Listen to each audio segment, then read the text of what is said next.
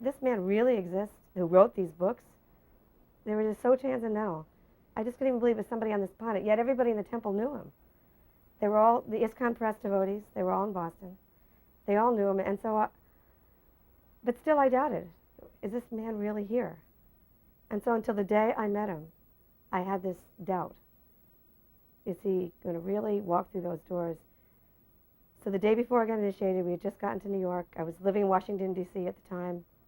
We missed his arrival at the airport because our temple president, Damodar, felt that our business wasn't just to go and gawk at him. He wanted us to stay out on Sankirtan and just go up there just to get initiated, and that's it. So the night before, Prabhupada was giving Bhagavad-gita classes every night because in the morning he had initiation every morning for a week. So he wasn't giving class. He was just doing initiation. So the night before, I go into the temple room. It's a hot July night, packed with devotees. And I'm just sitting there looking at the door, waiting for him to come through. And I remember that Kirti Raj Prabhu was going around and tapping devotees on the shoulder and saying, "Can you leave? Because there's not enough room for everybody, and there's still people in the hallway that never saw Prabhupada." And he asked me that, and I had never seen Prabhupada. Prabhupada had been there for a couple of days, but I had just arrived. And when he said that to me, I didn't budge. I'm just staying here. I'm going to see Srila Prabhupada. And because I stayed put, sure enough, within a matter of time, Prabhupada walked through the door, and all those doubts that I had had went completely out the window. And it was like seeing an old friend I hadn't seen in so long. So that was my experience, seeing Srila Prabhupada the first time. He was an old, old friend, and I'd just forgotten about him. When I went up to the Vyasa-sangha and they called my name, Aravinda was sitting to Prabhupada's side, and he would say the name first. And when you're that close to Prabhupada, you could hear the name before Prabhupada said it. So I was already kind of bowled over by the name Mahamaya. And then Prabhupada said it, and there was this sort of shocked silence in the temple room. And then Prabhupada cracked up and started laughing. So then everyone laughed, including myself. And then he said something like, the illusory energy is not all bad. He said, for one who does not want to serve Krishna, the illusory energy is there. And he gave the example of the moon. There are phases of the moon, and Mahamaya was a phase of Radharani's energy. So I don't remember him handing me back my beads or anything, but I just remember that experience of being in front of him, and I felt like he was seeing me, not the layers of false ego that I thought I was, but he was just seeing the soul. It was just such a wonderful experience. He definitely was like lifting me up to his platform, and just it was just really a nice exchange, Prabhupada. At the pandal, there was a pandal set up for every night, and the most significant thing that I remember was after Prabhupada gave his lecture, he asked for questions, and one man came up to the microphone, and he was challenging, and he said, can you show me a miracle? And of course we were all thinking of Sai Baba or these other gurus who, can produce ashes in their hands and things like that.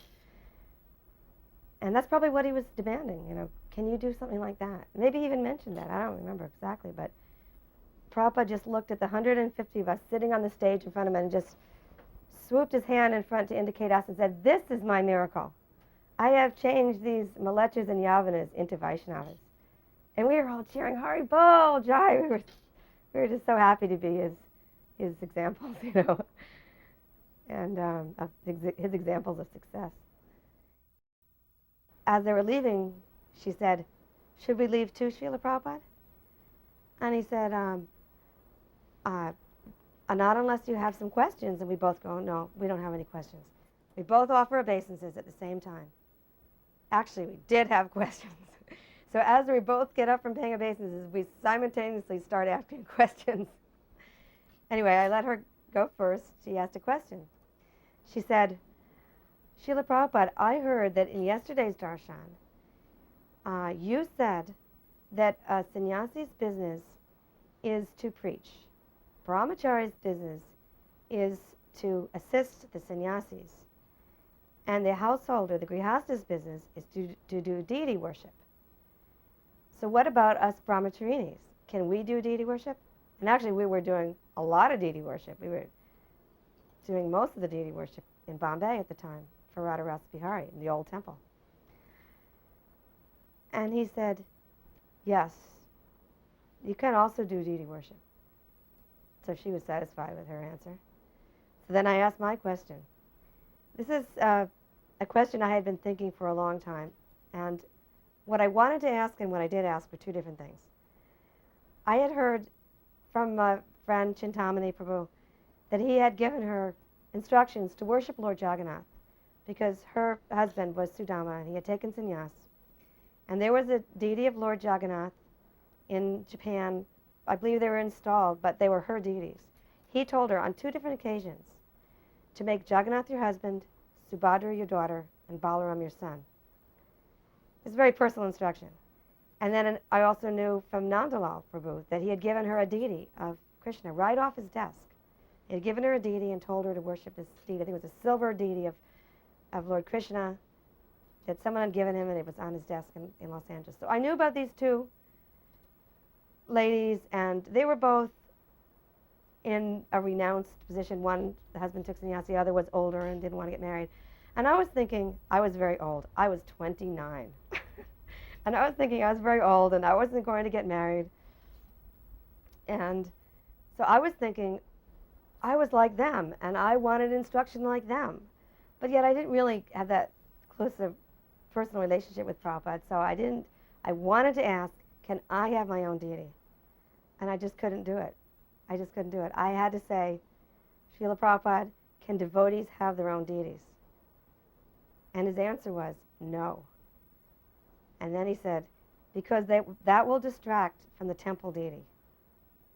So I took that instruction to mean that if you're going to get absorbed in your own deity worship, then you don't want to take the time to worship the temple deity. And that was the main lesson.